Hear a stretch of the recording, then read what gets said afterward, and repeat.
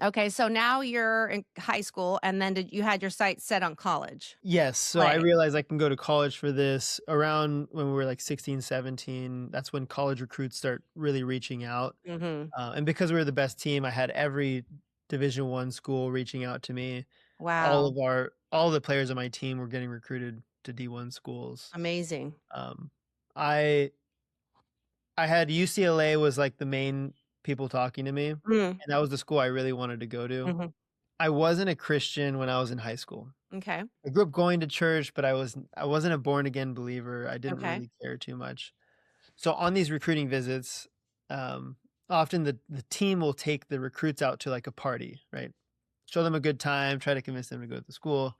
So I pretty much would do that. I'd go to all these recruiting visits and go to parties. And at one of the schools, I ended up getting caught doing some, they call it extracurricular activities. Um, so the coach ended up calling me after taking away my scholarship. Word got around that I was this bad kid or whatever, and every school stopped talking to me. So I went from top Wow, recruit, UCLA, probably was gonna go to UCLA, wow.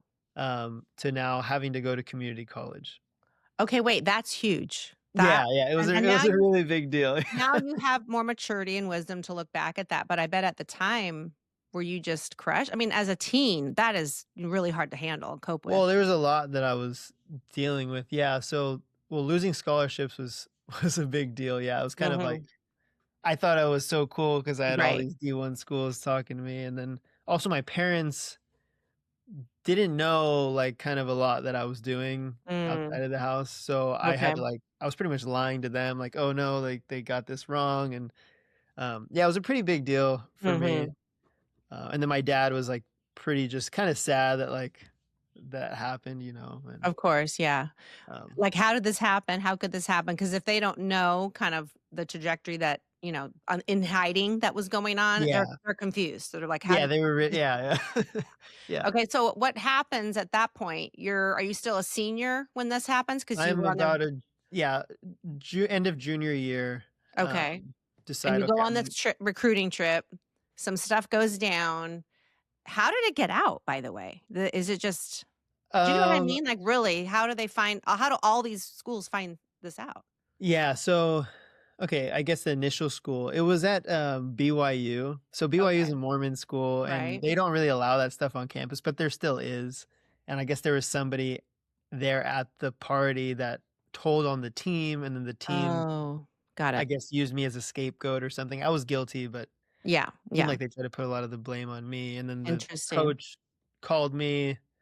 And just kinda word in the volleyball community gets around pretty Yeah, quick. It's a small community. yeah. That's it's human beings being human beings, talking. Yeah, yeah. Okay, so what happens after that? So the scholarship stopped being Yeah, offered. so I guess senior year of high school, I'm like, "Okay, I guess I'm gonna go to, community college." Decide to go to Orange Coast Community College right down the street from me now. Um, and I was injured. I got injured at the end of my senior year, so I wasn't practicing a ton, but I had a good relationship with the coach there, and he was doing a lot of, like, the recruiting for me, so talking to a lot of coaches who knew I was a good player, but kind of wanted to see me prove myself, Mm, that I was more mature or whatever. got it, got So I it. had a few schools talking to me, like USC and Pepperdine were the big ones. Okay.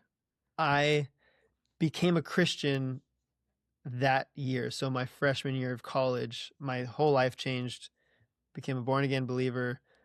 So I decided to go to Pepperdine because it's a Christian school. And can I ask, I mean, I'll just stop you on this story because I was gonna ask you anyway, how were you introduced to him? How did you meet Yeah. him? Well, part of it was losing all my scholarships. Mhm. I had a pretty good life growing up, like nothing really bad ever happened to me. Um, and I kind of like said I believed in God and I'd go to church and I'd do the summer camps and stuff, but I was just living in sin.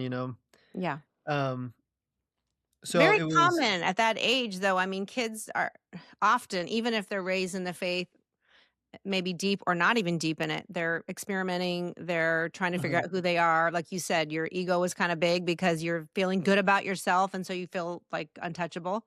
So it's mhm. so common. Like that's just part of our development, I think, sometimes in our American culture that at that age we don't take things, seriously and don't even know. we're sinning, so to speak. We know probably shouldn't be doing it, but we don't take it as deep. So it sounds like it really hit you hard, when you went through that experience, so that then you were open to, Yeah, faith in a different yeah. perspective. Yeah, it was that and a few other things. So that year, my junior year, summer going into my senior year of high school, I found out that my dad had cancer, Oh, I'm so and sorry. later that year, he actually passed away. Oh, I'm so Um, sorry. it was Wow.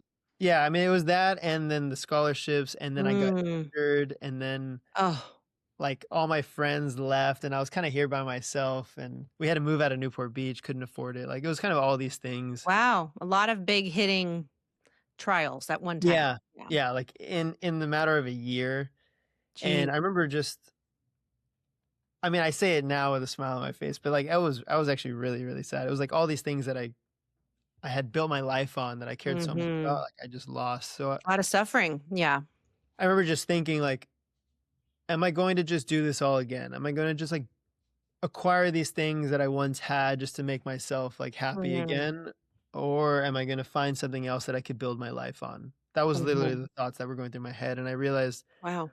that the only wise thing to do is to build your life on something that will always stand.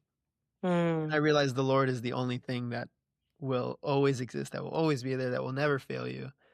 Um, That's amazing for what, 17, 18? How old were you at yeah, I that was point? 18, yeah, yeah. I think when you lose a loved one, especially an immediate family member like that, it really does impact you in a Mhm. a profound way when you're at a young age.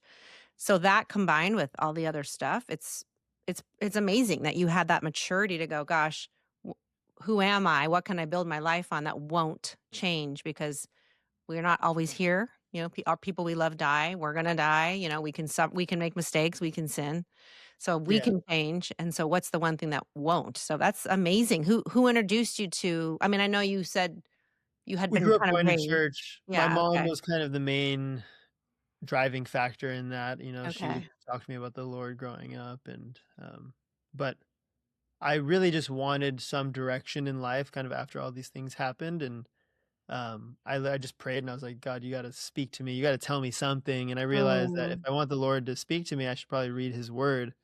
So I mm, went in my mom's room, found a Bible, just kind of flipped it open somewhere in the New Testament, and I just remember it hitting me like a truck, just, like, reading it for the first time really for myself and just mhm, realizing, like, "Wow, this is so true." Like, everything in here is true, and it's explaining life in just such a clear way that I've never heard before. mm, And kinda from that moment on, I was sold. I was like, "Yeah, whatever the Bible says, I'll do it, and mm. I'll believe it," That was the and moment you started owning your faith for yourself. It wasn't your yeah. mom's faith. It wasn't a borrowed faith. There's a book called Own It, and it's all Mhm. about that process. So each person has to kind of find their own desire, to understand it and meet Christ and make it their own, not their mothers or their fathers or their siblings or their friends, but that was the moment for you. Yeah, yeah. There's a verse in John, I think it's John, chapter 3, where it says that pretty much your faith is not by the will of man, right? So it's Mm, not by the will of man or even blood. Um, so yeah, it's not by your own strength, it's not by who you're related to, but it's mhm. the Holy Spirit has to do a work in you. Yeah, with you individually. He's so specific, isn't he? It's amazing.